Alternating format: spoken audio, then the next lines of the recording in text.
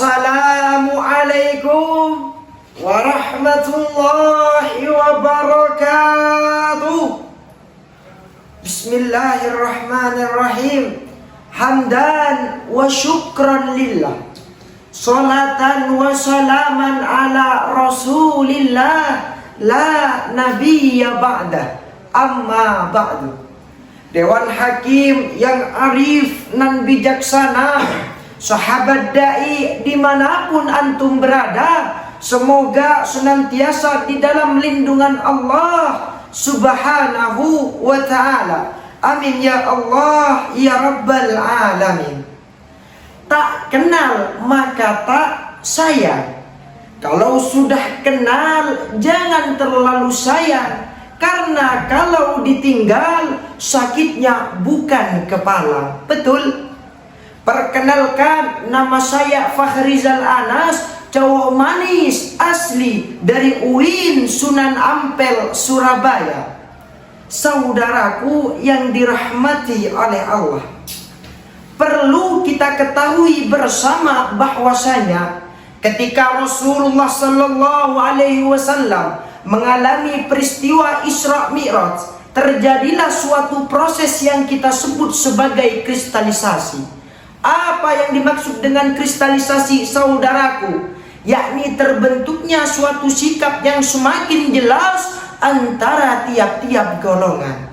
Yang beriman semakin mantap keimanannya, yang ragu-ragu kembali lagi ke agama sebelumnya, yang kafir semakin kurang ajar perlakuannya. Inilah yang kita sebut kristalisasi antar golongan.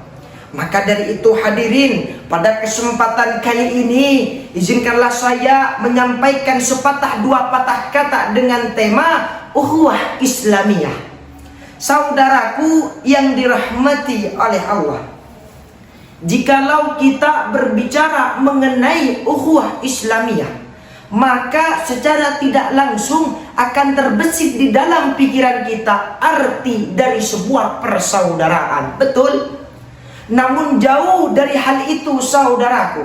Makna sesungguhnya adalah ikatan yang dilandasi dengan keikhlasan dan ketakwaan kepada Allah subhanahu wa ta'ala. Ukhuwah Islamiyah merupakan suatu kekuatan yang sangat besar untuk membangun sebuah peradaban. Maka tak heran jika ada yang mengatakan bahwa kita sesama umat muslim diibaratkan satu anggota tubuh, yang mana jika ada anggota tubuh lain yang sakit, maka kita akan merasakan sakit yang sama. Betul? Sejalan dengan firman Allah di dalam Al-Quran surah Al-Hujurat ayat ke-10 yang berbunyi, A'udzu billahi minasyaitonir rajim, Bismillahirrahmanirrahim. Innamal mu'minuna ikhwatun fa aslihu baina akhawaykum wattaqullaha la'allakum turhamun. Shadaqallahul adzim.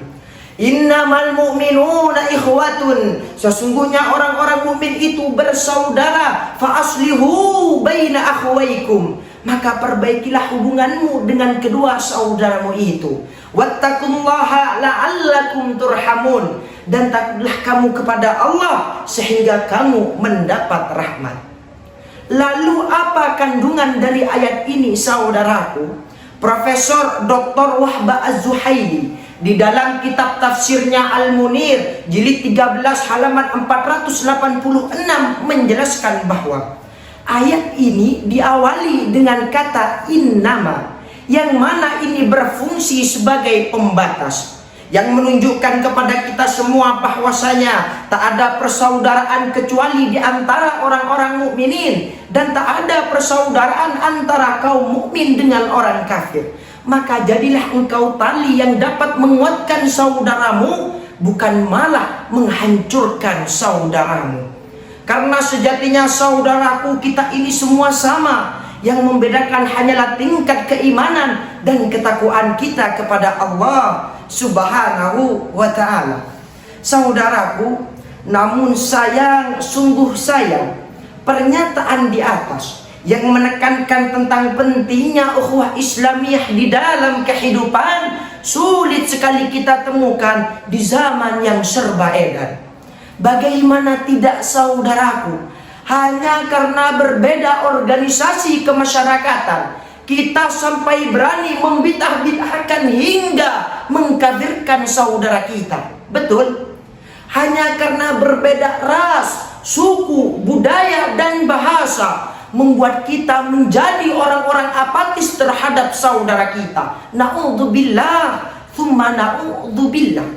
Padahal saudaraku, dengan adanya perbedaan, kita bisa lebih mudah untuk menggapai kejayaan. Sebagai contoh, bisa dilihat bagaimana Rasulullah mengajarkan mempersatukan antara kaum Mekah dan Madinah agar tak menimbulkan perpecahan. Walaupun banyak yang meragukan, tapi beliau tak tergoyahkan. Apa buktinya? Adanya piagam Madinah dan perjanjian Hudaybiyah sebagai bentuk persatuan. Dari kisah ini bisa kita ambil hikmah dan pelajaran bahwa kita hidup di dunia harus menjadi hamba yang toleran terhadap setiap perbedaan.